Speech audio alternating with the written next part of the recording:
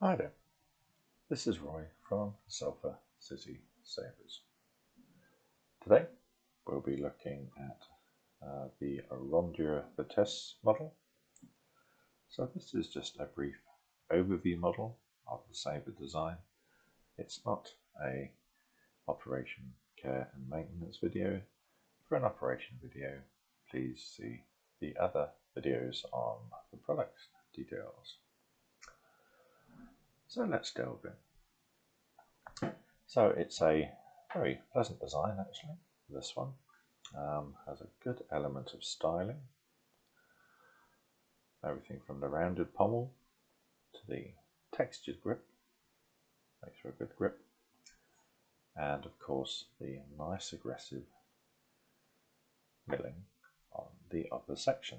So these areas here are actually recessed into the recessed into the saber emitter before being anodized in some nice complementary shades. And of course we have this really nice milling up on the emitter for these blade shine throughs as well. Let's see how this breaks down. It breaks down into three parts. We have the removable emitter. We have the removable grip section, like so.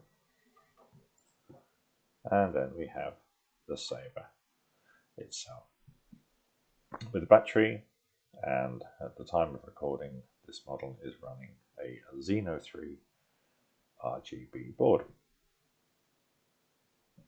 So the board itself comes preloaded with a number of presets and fonts. There is also an SD card for you to add an optional SD card should you wish to expand on this range of fonts, and maybe pop a few config tweaks on there as well.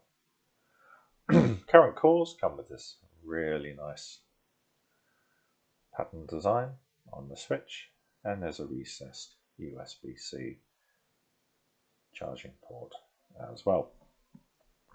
So these are a great improvement on the maybe earlier designs that we saw a year or two prior, which had those two Allen bolts holding everything together, which we've never been a fan of here at Sulphur City Sabers. We like our saber designs to be nice, svelte, and carefully planned. We always thought those double Allen bolts were a bit of an afterthought. So there is the saber.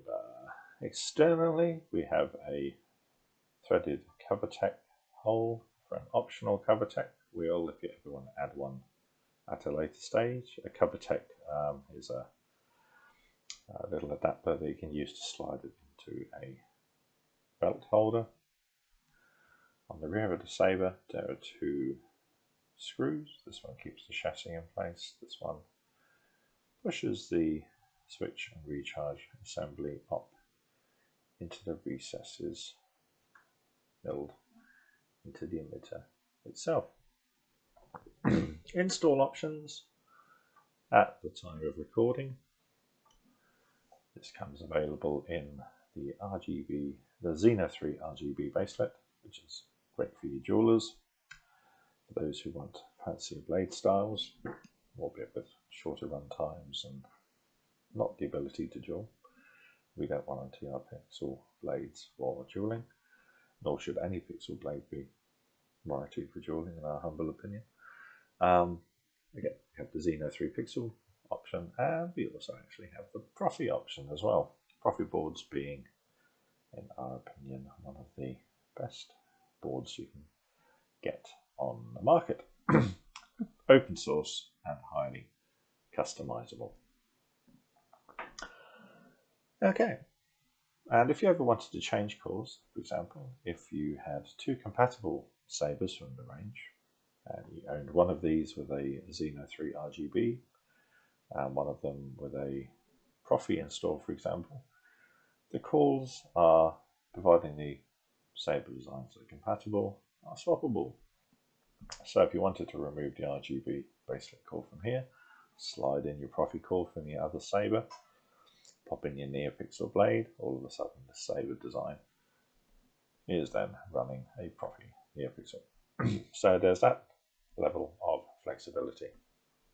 And of course, if you're wanting to do that, make sure you fully understand the process first, or talk to us about some advice on swapping your cores.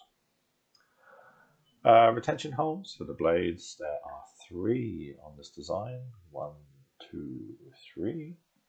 If you're using a heavy grade blade, which is what we tend to ship with our Sabers, only tend to use one of them, which is, I would suggest using the one on the back. If you ever put a mid-grade blade in here, which are lighter but a bit more flexy on the walls, that's when the additional retention screws come in handy just before keeping that Saber blade in. Okay, so that is our Rondure Vitesse model. Quite a nice popular one here. And again, suitable for everyone wanting a little bit of cosplay, right through to your jewelers. With it being a clean model, you're quite happy to be able to use the RGB baselit version of this. For contact jewelling, I think it would hold up very well and be quite a nice, comfortable option. Any questions? As always, just fire them through and we shall do our best to answer them for you. Thanks very much.